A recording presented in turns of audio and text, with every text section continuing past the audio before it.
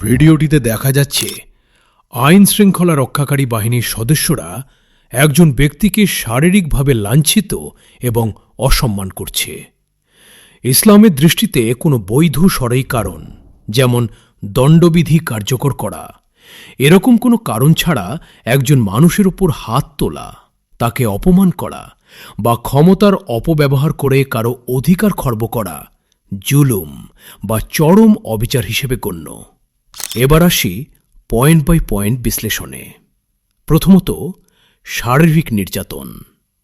বিনা বিচারে কাউকে আঘাত করা বা মারধর করা ইসলামের সম্পূর্ণ হারাম। দ্বিতীয়ত, সম্মানহানি ও লাঞ্ছনা। মানুষের ইজ্জত বা সম্মান আল্লাহর কাছে কাবা ঘরের চেয়েও দামি। তৃতীয়ত, ক্ষমতার অপব্যবহার। দায়িত্ব বা ক্ষমতা একটি আমানত, এটি দিয়ে মানুষকে কষ্ট দেওয়া আমানতের খেয়ালত। চতুর্থত, ভীত ও সন্ত্রস্ত করা। কোনো মুসলিম বা নিরীহ মানুষকে অহেতুক ভয় দেখানো বা আতঙ্কিত করা ইসলামের সম্পূর্ণ নিষিদ্ধ। এবার আসি কুরআন ভিত্তিক প্রমাণে। আল্লাহ সুবহানাহু ওয়া তাআলা জলিমদের এবং মানুষের উপর জুলুমকারীদের কঠোর হুঁশিয়ারি দিয়েছেন। জুলুমের বিচার সম্পর্কে আল্লাহ বলেন, যারা মানুষের উপর জুলুম করে এবং জমিনে অন্যায়ভাবে বিদ্রোহাচরণ করে, কেবল তাদের বিরুদ্ধেই ব্যবস্থা গ্রহণ করা হবে। তাদের জন্য রয়েছে যন্ত্রণাদায়ক শাস্তি। সূরা আশ-শুরা আয়াত ৪২। জলিমদের সম্পর্কে আল্লাহ আরও বলেন, আর জলিমরা যা করছে সে সম্পর্কে আল্লাহকে কখনো গাফেল বা অসচেতন মনে করো না। তিনি কেবল সেদিন পর্যন্ত তাদের অবকাশ দেন যেদিন চক্ষুসমূহ স্থবির হয়ে যাবে।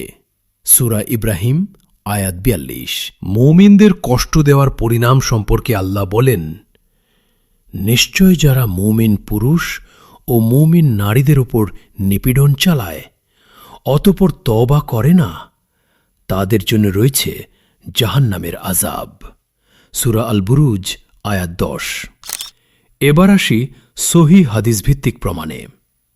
রাসূলুল্লাহ সাল্লাল্লাহু আলাইহি ওয়াসাল্লাম এ ধরনের নিষ্ঠুর আচরণের ব্যাপারে অত্যন্ত কঠোর বাণী দিয়ে গেছেন।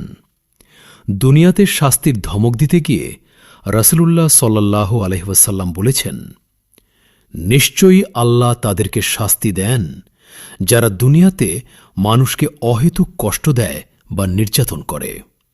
সহিহ মুসলিম হাদিস নম্বর ২৬১৩। জুলুমের অন্ধকার সম্পর্কে তিনি বলেছেন, তোমরা জুলুম থেকে বেঁচে থাকো, কারণ জুলুম কিয়ামতের দিন চরম অন্ধকার হয়ে দেখা দেবে। সহিহ মুসলিম হাদিস নম্বর ২৫৭৭। মানবাধিকারের ঘোষণায় বিদায় হজ্জের ভাষণে নবী সাল্লাল্লাহু আলাইহি ওয়াসাল্লাম বলেছেন, নিশ্চয়ই তোমাদের রক্ত, তোমাদের সম্পদ এবং তোমাদের সম্মান তোমাদের পরস্পরের উপর হারাম, অর্থাৎ সম্মানিত ও সুরক্ষিত। সহিহ বুখারী হাদিস নম্বর ৬৭। এবার আসি আকীদাগত ত্রুটি ও শ্রেণীবিন্যাসে। প্রথমত, জুলুম বা অবিচার। এটি একটি কবিরা গুনাহ। জালিম ব্যক্তি যদি তওবা না করে এবং মজলুমের অর্থাৎ যার উপর জুলুম হয়েছে তার কাছে ক্ষমা না চায়, তবে আল্লাহ তাকে ক্ষমা করবেন না। দ্বিতীয়ত, খেয়ানত বা আমানতের খেয়ানত। রাষ্ট্রের পক্ষ থেকে পাওয়া ক্ষমতাকে জনগণের নিরাপত্তার পরিবর্তে নিপীড়নে ব্যবহার করা একটি বড় ধরনের খেয়ানত। তৃতীয়ত, তাকাব্বুর বা অহংকার। উর্দিতে বা ক্ষমতায় মদমত্ত হয়ে নিজেকে আইনের ঊর্ধ্বে মনে করা, এটি শয়তানি গুণ। এবার আসি ইসলাম অনুযায়ী শাস্তির বিষয়ে। কোরআন ও সহিহ হাদিস অনুযায়ী এ ধরনের ব্যক্তিদের জন্য দুই ধরনের শাস্তির কথা বলা হয়েছে। প্রথমত, দুনিয়াবী শাস্তি। যদি ইসলামী বিচার ব্যবস্থা থাকে তবে কিসাস প্রযোজ্য হবে, অর্থাৎ যদি কেউ কাউকে অন্যায়ভাবে আঘাত করে তবে মজলুমের অধিকার আছে সমান আঘাত ফিরিয়ে দেওয়ার। এছাড়া তাইর বা বিচারিক শাস্তি হিসেবে শাসক বা বিচারক তাদের চাবুক মারা, কারাদণ্ড দেওয়া বা পদ থেকে বরখাস্ত করার মাধ্যমে দৃষ্টান্তমূলক শাস্তি দেবেন। দ্বিতীয়ত, এবং এটি সবচেয়ে ভয়াবহ, আখেরাতের শাস্তি। কিয়ামতের দিন জালিম দেউলিয়া বা মুফলিস হয়ে যাবে। জালিমের সমস্ত নেক আমল মজলুমকে দিয়ে দেওয়া হবে।